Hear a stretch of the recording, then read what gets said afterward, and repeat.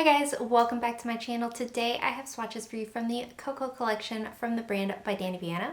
These are available right now, so in the description box I will link the by Dany Vianna site, I will link their Instagram page, and then I'll link my Instagram page where you can see more swatches of everything from today's video. So there are actually 13 polishes in this collection. I believe I am missing one, so I only have 12 to share with you today, but let's go ahead and get started. So first we have Ofrenda, and this is a dark magenta jelly base with a copper aurora shimmer. So here's our first coat of Ofrenda, and this one does cover decently well here on this first coat, not totally opaque, so I am going to go in for 2 for full coverage. The formula is very smooth and easy to work with, and the aurora shimmer does stand out really nicely from this base color. Like I said, I got full coverage in 2 coats, so if you're super picky, you might want to go in for 3. This is going to dry pretty dull, so I do recommend a top coat to finish this off, but nothing will dry textured or be difficult to remove, so there are 2 coats.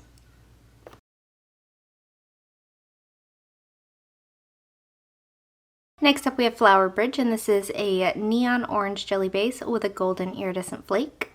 Here's our first coat of Flower Bridge. This one covers relatively well here on this first coat as well. I did get full coverage in 2 coats, but again, depending on your application preference and nail line, you might end up needing 3. I do recommend top coat. Again, it is going to dry dull and slightly textured, but nothing is going to be difficult to remove. These are all flakes and nothing performs like a glitter, so there's 2 coats.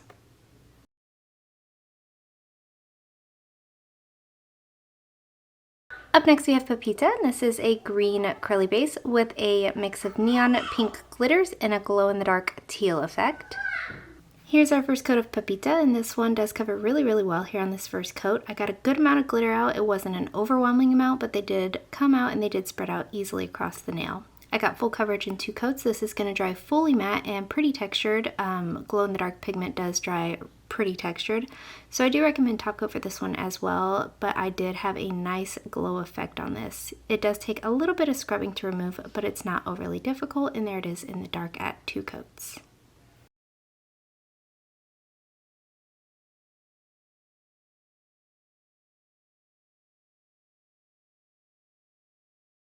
Up next we have No Music, and this is described as a periwinkle curly base with a pink metallic flake. Here's our first coat of No Music. This is pretty sheer here on this first coat, a very light dainty color.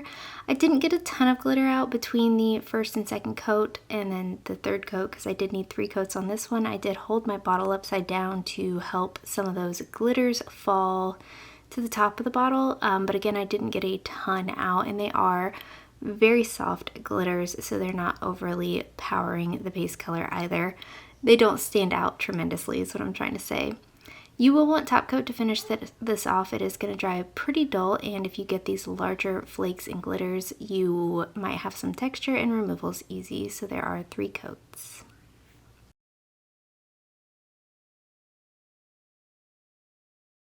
Up next we have Land of the Dead, and this is described as an indigo jelly base with a mix of iridescent flakes.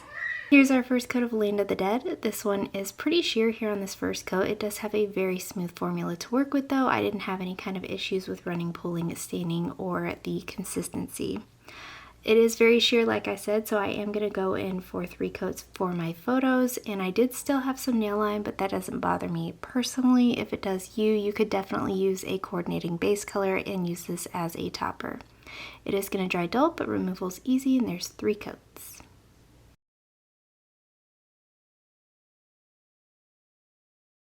Up next we have La Llorona, and this is described as a purple jelly base with a purple and pink aurora shimmer and a gold reflective glitter.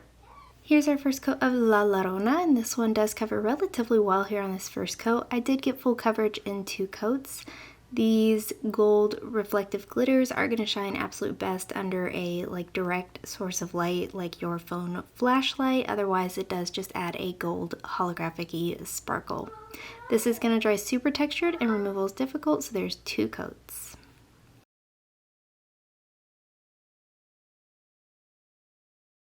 Up next we have Dante, and this is described as a gray curly base with purplish undertones and a mix of neon glitter.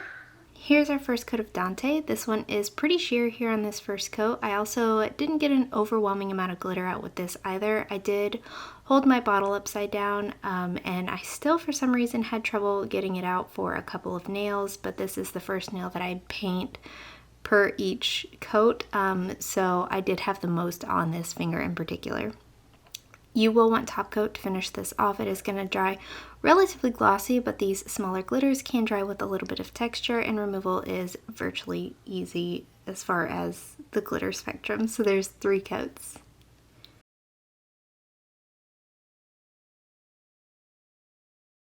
Next up we have Seize Your Moment, and this is described as a magenta crelly base with black flakes. Here's our first coat of Seize Your Moment. This one covered very well here on this first coat. I got full coverage in 2 coats. These flakes come out easily and they spread out easily across the nail as well. I didn't have any kind of staining with this one, though I do recommend wearing a base coat because it is a very pigmented polish. It is going to dry dull and with some texture, so I recommend top coat, but removal will be easy. So there are 2 coats of Seize Your Moment.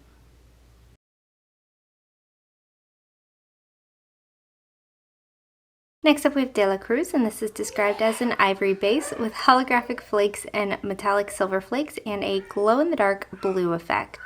Here's our first coat of De La Cruz. This one is pretty sheer here on this first coat. I will say about this one, I had a time with this formula. I did already talk to the owner of the brand, Dany, and told her my concerns, and it turns out I think my bottle was open during transition, or it wasn't fully shut, so mine thickened up quite significantly, but I did still manage to do 3 coats.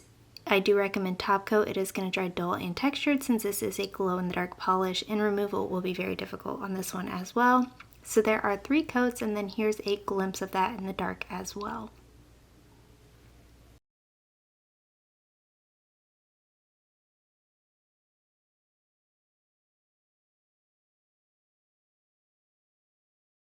Next up we have Final Death, and this is described as a topper with an aurora shimmer and large copper to gold to green particles. Here's Final Death, and I decided to layer this one over a black just to show you how crazy of a change this is from what it looks like in the bottle. I think this is stunning. I do recommend top coat, and removal is easy.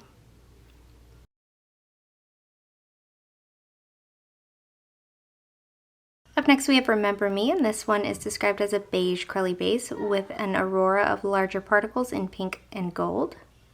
Here's our first coat of Remember Me. This one does cover pretty well considering it is a very light color and a very neutral color. I did still get full coverage in 2 coats. I know these formulas can be a little bit finicky. The tiny little micro flakes and or larger particled shimmer that's in here stands out really, really well. It is going to dry dull, so you will want top coat, but removal will be easy. So there are 2 coats.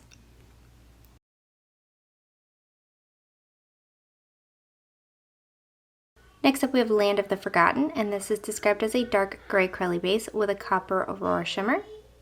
Here's our first coat of Land of the Forgotten, and I was not expecting to enjoy this one as much as I did, but this is stunning.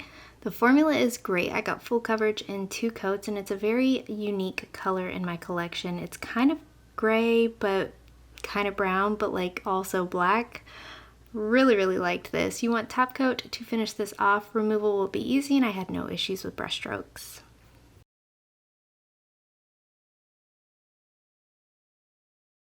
And lastly for today we have Show the Way Home, and this is described as a topper with a mix of copper and pink iridescent flakes, orange and fuchsia shred glitter, and ultra chrome chameleon flakes.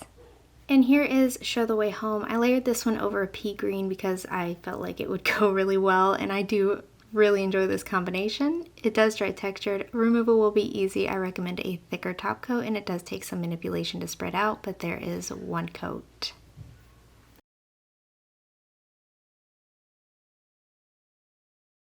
And guys, that is it. Let me know in the comments below what you thought of these polishes. Let me know if you plan on picking any of them up, and let me know what your favorite was. Give this video a thumbs up if you liked it, subscribe if you'd like to see more from me, and I will talk to you again next time.